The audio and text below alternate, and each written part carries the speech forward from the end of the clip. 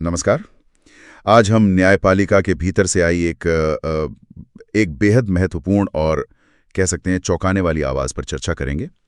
ये मध्य प्रदेश उच्च न्यायालय के एक हालिया फैसले से जुड़ी बात है, जिसमें उच्च न्यायालय और जिला न्यायपालिका के बीच के जो रिश्ते हैं, उन पर कुछ बहुत ही कठोर टिप्पणियां की गई हैं। हम जगत मोहन चतुर्वेदी बनाम मध्य प्रदेश राज्य और अन्य मामले में जो फैसला आया है, उसके मुख्य बिंदुओं को समझने की कोशिश करेंगे। हमारा मकसद सिर्फ ये जानना नहीं कि क्या कहा गया, बल्कि उस फैसले के गहरे अर्थ क्या हैं, उसके पीछे की सोच क्या है, उसको थोड़ा टटोलना है।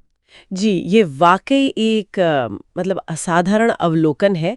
मध्य प्रदेश उच्च न्यायालय का अपने ही अधीनस्थ जजों और खुद के जजों के बीच के रिश्ते की तुलना एक सामंती प्रभु और दास के रिश्ते से करना, ये अपने आप में न्यायपालिका के भीतर की जो कार्यप्रणाली है, उस पर एक अभूतपूर्व टिप्पणी है। हाँ, बिल्कुल। आमतौर पर ऐसी बातें आप जानते हैं बंद दरवाजों के पीछे होती हैं, खुले फैसले में नहीं आती। सही कहा।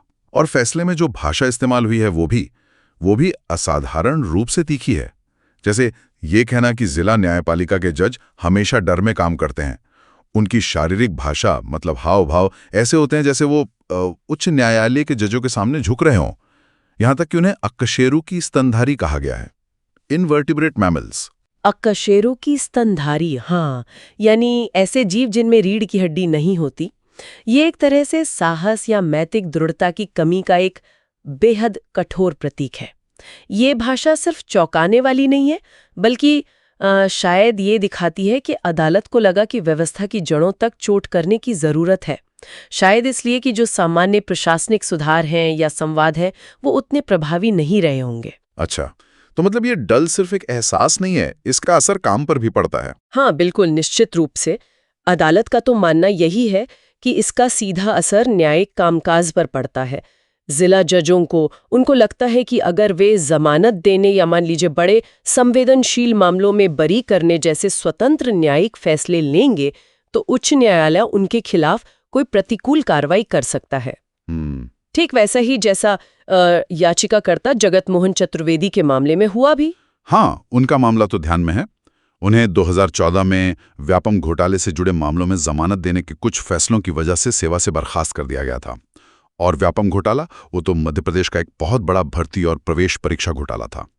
तो उस समय जमानत देना वाकई एक संवेदनशील न्यायिक काम रहा होगा। बिल्कुल, और यही वो डर है जो न्यायिक स्वतंत्रता को, आप कह सकते, बाधित करता है। अदालत ने इस स्थिति को और गहराई से समझाने के लिए राज्य की जो सामाजिक संरचना है और जाति व्यवस्था, उसका भी हवाला दिया है। ये कहना कि उच्च न्यायालय में बैठे लोग सवर्ण यानी उच्च जाति की तरह व्यवहार करते हैं और जिला न्यायपालिका के जज शूद्र यानी निम्न जाति, या फिर विक्टर ह्यूगो के उपन्यास लेस मिजरेबल्स के पात्रों की तरह है, ये बहुत बहुत गंभीर बात है। लेस मिजरेबल्स का जिक्र ये थोड़ा और समझाएंगी? हाँ, देखिए, विक्टर ह्यूगो का ये उपन्यास समाज की सबसे दयनीय, सबसे पीड़ित और शक्तिहीन स्थिति को दिखाता है। तो शूद्र और लेस मिजरेबल जैसे शब्दों का इस्तेमाल करके अदालत शायद ये संकेत दे रही है कि ये सिर्फ पद का अंतर नहीं है, ये गहरी, लगभग अमानवीय सी असमानता और शक्तिहीनता की स्थिति है जो न्यायपालिका जैसी संस्था के भीतर मौजूद है। ये दिखाता है कि समस्या शायद व्यक्तिगत नहीं बल्कि प्रणालीगत है, सिस्टमिक है। और इस प्रणालीगत समस्या के मानवीय परिणाम भी तो होंगे। हाँ, बिल्कुल है, और अदालत ने इस पर बहुत जोर दिया है। जिला जजों के भी परिवार होते हैं, उनके बच्चे स्कूल जाते हैं, माता पिता का इलाज चलता है। जब किसी न्यायिक आदेश की वजह से बिना शायद पूरी प्रक्रिया और सुनवाई के उनकी सेवा अचानक खत्म कर दी जाती है, तो वो और उनका पूरा परिवार वो बिना पेंशन और एक सामाजिक कलंक के साथ सड़क पर आ जाते हैं। ये तो हाँ, और अदालत ने उन उदाहरणों का भी उल्लेख किया है जहां जिला जज रेलवे प्लेटफॉर्मों पर उच्च न्यायालय के जजों की व्यक्तिगत रूप से देखभाल करते हैं, जो एक तरह की सामंती मानसिकता दिखाता है, न कि सहकर्मियों के बीच का एक सम्मानजनक रिश्ता। ये सोचना भी मुश्किल है कि न्याय देने वालों को ऐसी स्थिति का सामना करना पड़ सकता है।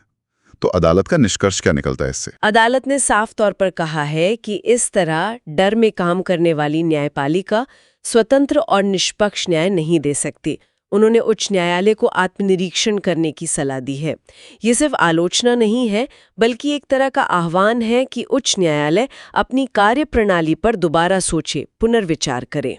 किस तरह का आत्मनिरीक्षण, मतलब क्या प्रक्रियाओं में बदलाव की बात है? संभवतः शायद ये सोचने के लिए कि कैसे प्रशासनिक नियंत्रण और न्यायिक स्वतंत्रता के बीच एक सही संतुलन, एक स्वस्थ संतुलन बनाया जाए। कैसे ये पक्का किया जाए कि जिला जजों का मूल्यांकन उनके न्यायिक काम पर आधारित हो, न कि इस आधार पर कि उनके फैसले उच्च न्यायालय को पसंद आए या नहीं। ये एक तरह से आंतरिक संस्कृति को बदलने का भी आह्वान हो सकता है। तो संक्षेप में अगर कहें तो मध्य प्रदेश उच्च न्यायालय ने अपने ही राज्य की न्यायपालिका के भीतर शक्ति के गंभीर असंतुलन, एक डर की संस्कृति और इसकी जो विनाशकारी मानवीय और न्यायिक परिणाम हैं, उन पर एक बहुत ही स्पष्ट आईना दिखाया है। बिल्कुल सही। और इस पूरे विश्लेषण से एक महत्वपूर्ण सवाल जरूर उभरता है।